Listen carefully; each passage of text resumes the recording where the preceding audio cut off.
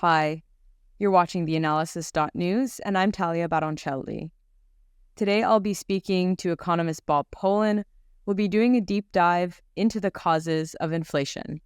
If you'd like to support the work that we do, you can go to our website, theanalysis.news, hit the donate button at the top right corner of the screen if you can, and make sure you're on our mailing list. That way you're always up to date every time we publish new content and we can send it straight to your inbox. You can also like and subscribe to the show on our YouTube channel or on podcast streaming services such as Apple or Spotify. See you in a bit with Bob Pollin.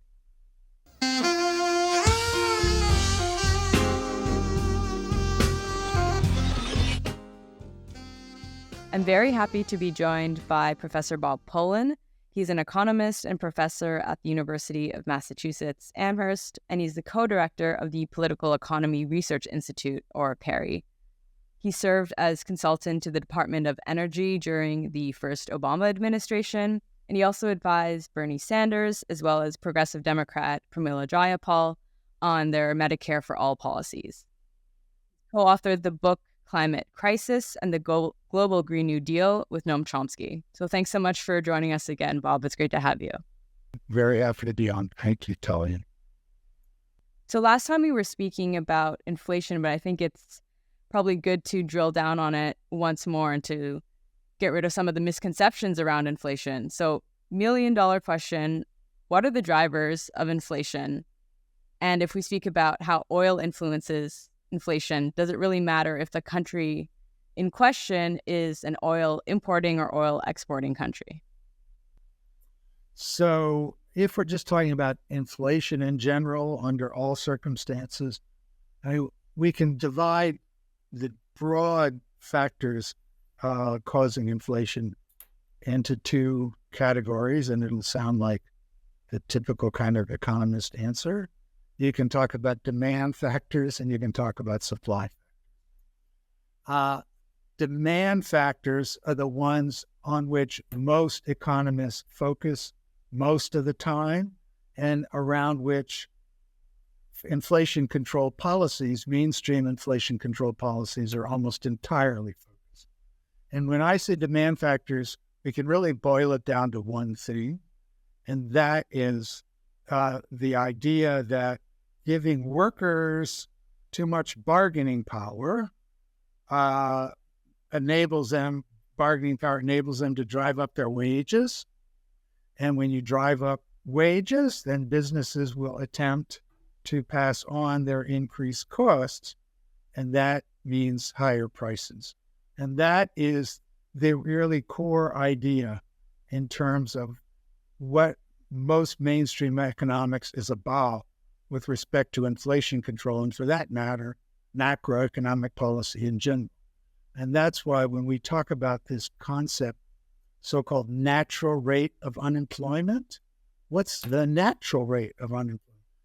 The idea is that you try to figure out the rate of unemployment that you need in order to prevent workers from getting excessive bargaining power.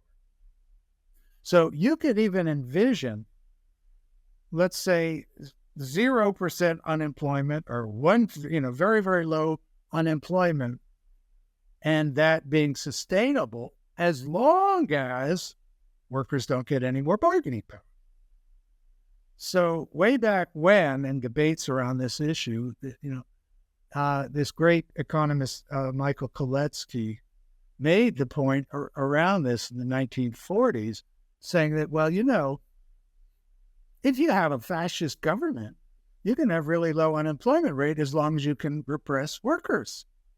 So that is, that's the first central idea and the area of focus around which mainstream economics always addresses first the question of causes of inflation. And I should just add, this idea of capitalism requiring workers not having bargaining power, of having a high enough unemployment rate such that workers do not have bargaining power. The real originator of that idea was this a German economist by the name of Karl Marx. It's right there in volume 1 of Capital. It's, in my opinion, one of his greatest insights. And it really has been basically picked up in contemporary economics without acknowledging that the idea comes from Marx. Now, Marx wasn't saying it was good. Marx was saying that's how capitalism works. So that's the demand side. Very simple. The demand side is if workers get too much bargaining power, it's going to push up wages and businesses will respond by pushing up prices. Therefore, we have to operate capitalism with a high enough unemployment rate to prevent workers from getting bargaining. That's the demand side. Now, let's shift. What about the supply side, which are usually referenced as supply shocks? That we have these things that shock the overall economic system that therefore exceed the pressures on prices coming from the demand side. And the one big one that is basically always present is oil prices, period. And if we have to trace all episodes in the U.S., throughout the world, in terms of rapid increases in prices, in other words, inflation, rapid increases in inflation, it is not coming from the demand side. It is not coming from workers having too much bargaining power. It is coming from these so-called supply shocks. It is coming from instances where oil prices rise quickly. And, when would oil prices rise quickly? What kinds of situations would result in rapid oil price increases? Well, the 1970s was the classic case. And the 1970s was really the really first instance in which you had rapid inflation in settings other than war. And that was because the OPEC, the oil-producing countries, imposed, threefold increase in their oil prices in 1973, and then they did it again in 1979. And so you did have, over the 1970s, this huge spike in inflation. And that was tied to these oil price increases. We can now think about other supply shocks, which follow more or less the same pattern.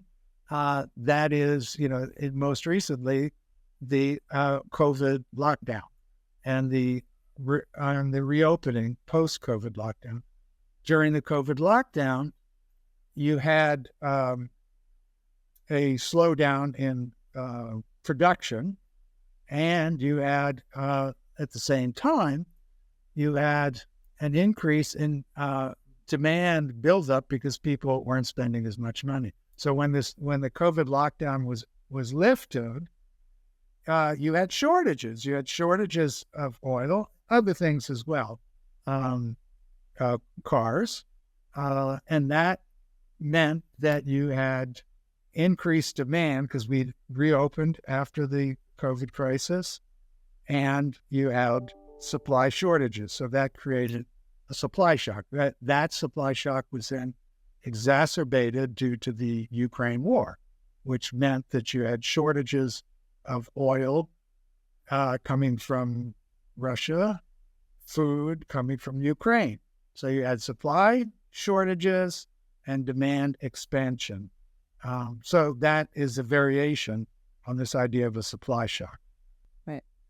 And given that countries are so interconnected in terms of their economy, does it really matter? I think this goes back to my initial side question. Does it really matter if a country is primarily oil importing or oil exporting? It's like the U.S., for example, the United States produces a lot of oil and gas, but they also import a bit more, if I'm not mistaken. So how would that factor of importing more play into how oil shocks prices? Well, the oil price is basically a global price. In other words, you'll see at least the same wholesale price everywhere. And that therefore, yes, the fact is the U.S. is at this point in time is the biggest producer of fossil fuels in the world. I don't know where Trump and Vance come off saying, "Oh, we're not producing enough." We are the biggest producer, and yet, as you're right, we do also import because we're also the biggest consumer. But if I in certain times had done consulting with governments in sub-Saharan Africa, oil importers, and some that have done some exports. They face kind of the same issues with respect to the global oil price.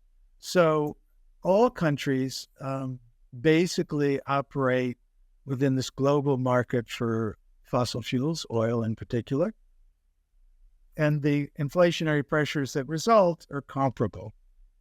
Okay. Another question would be how financial speculation on the futures markets, for example, drives the price of oil and how that feeds into inflation.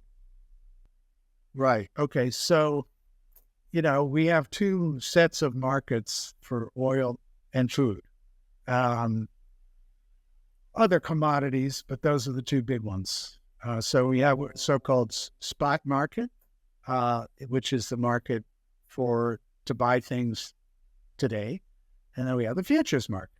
So the futures market, as the term suggests, is by definition speculating on what's going to happen in the future.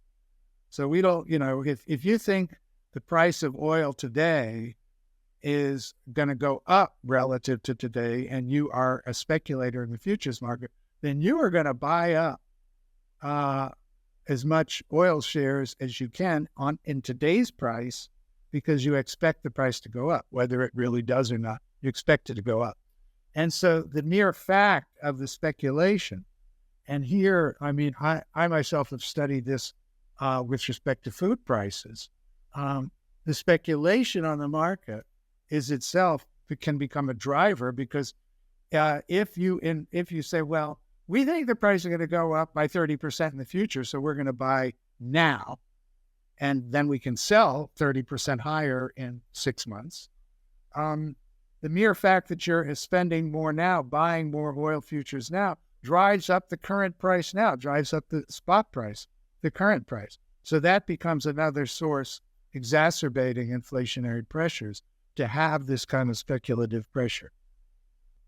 And earlier you were saying that a lot of the economic theories, or at least this inflation target of 2%, is fashioned in such a way to break up labor power and to break up workers' bargaining power. So one of the main, fundamental curves or analytics that economists refer to, at least economists at the Fed refer to when they're talking about inflation, is the Phillips curve. I was wondering if you could just briefly explain what that is, and whether you think it's a reflection of reality, or if it's just another tool to crush bargaining power. In a way, it's both. The Phillips curve is pretty much what I just explained with respect to the demand side. The Phillips curve is a variant of this same simple idea that there is a trade-off between unemployment and inflation. That if you have higher unemployment, you'll have lower inflation because workers have less bargaining power. When you have low unemployment, you'll have higher inflation because workers will have more bargaining power. It's called the Phillips curve because it was Professor Phillips that articulated this in some empirical research. But again, the basic idea can be easily traced back to Karl Marx and then Koletsky. And so, yes, central banks are really built around this idea of preventing workers from getting too much bargaining power. Now, if you look in the United States, for example, in the 1990s, we had generally low measured unemployment rates and low inflation.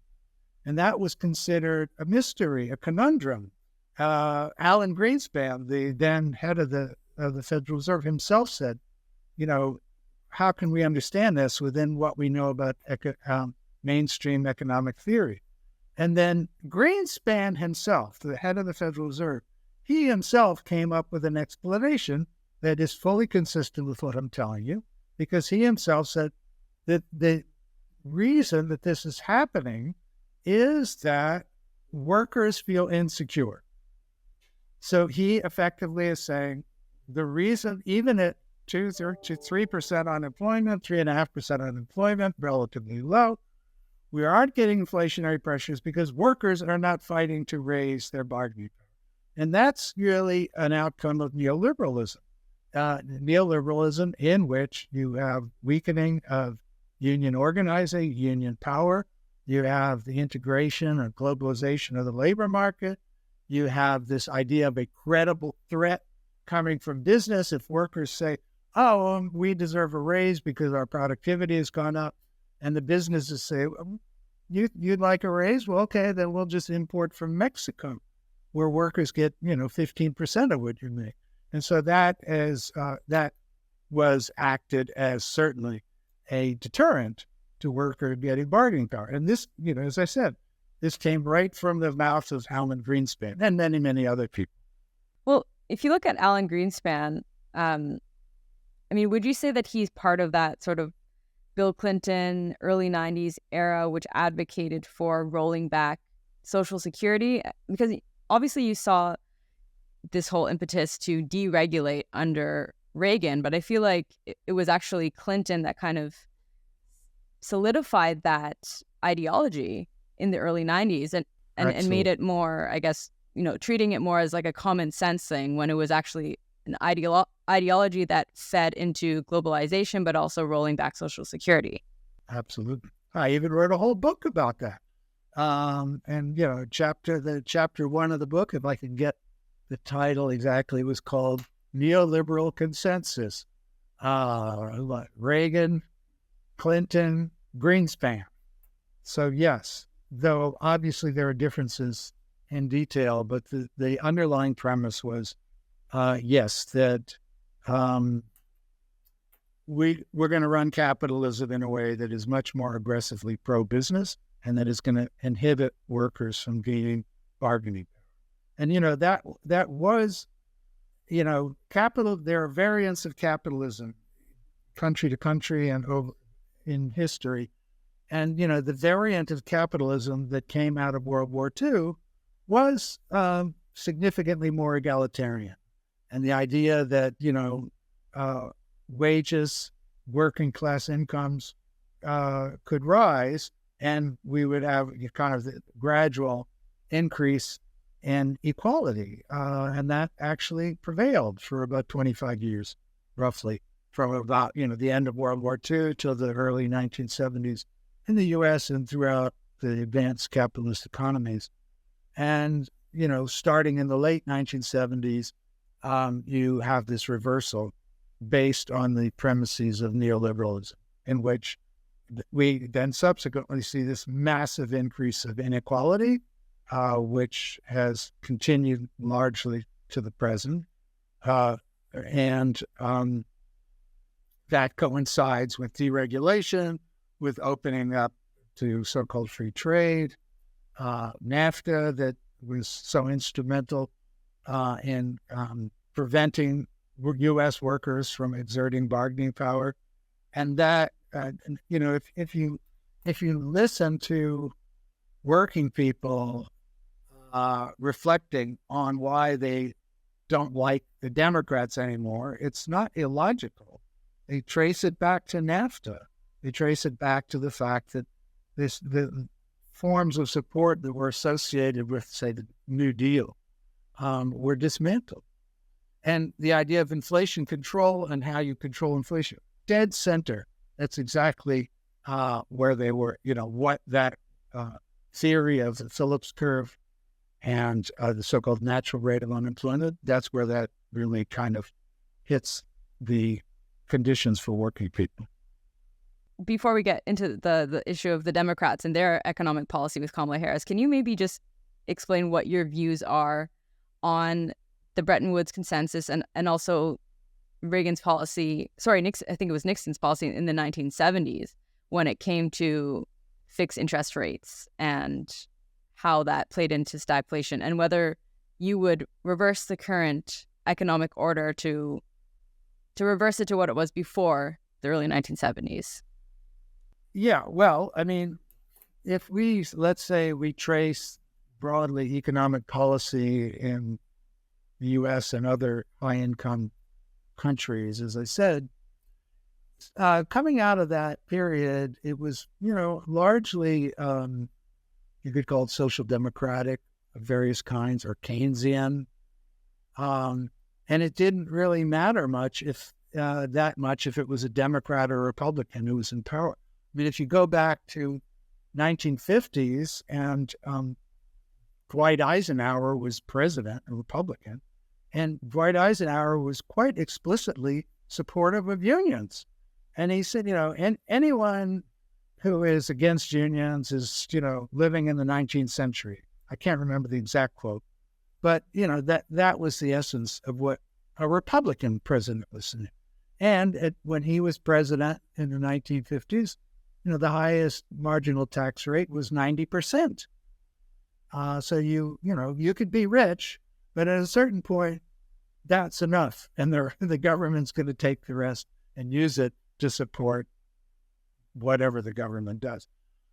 Yes. And then when Richard Nixon was in power, 1968, Nixon was, a despicable person in many ways. But if you look at the essence of his economic policies, they were broadly to the left of Obama, in substance. I mean, so Nixon, as a result of the rise in inflationary pressures, did attempt to institute price controls.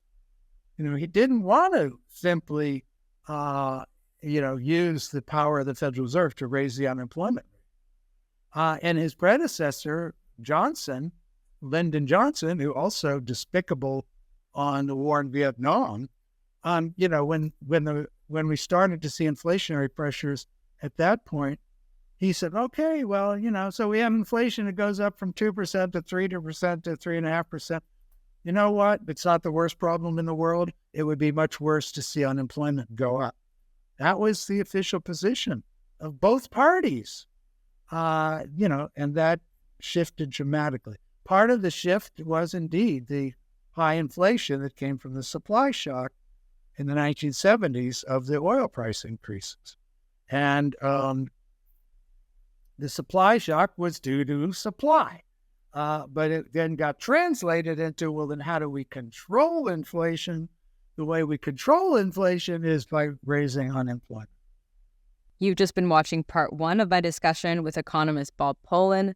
In part 2, we continue to analyze the factors which drive inflation and also discuss U.S. debt, as well as try and answer the question of why the price of eggs went up so much in the post-COVID era. Thanks for watching and see you next time.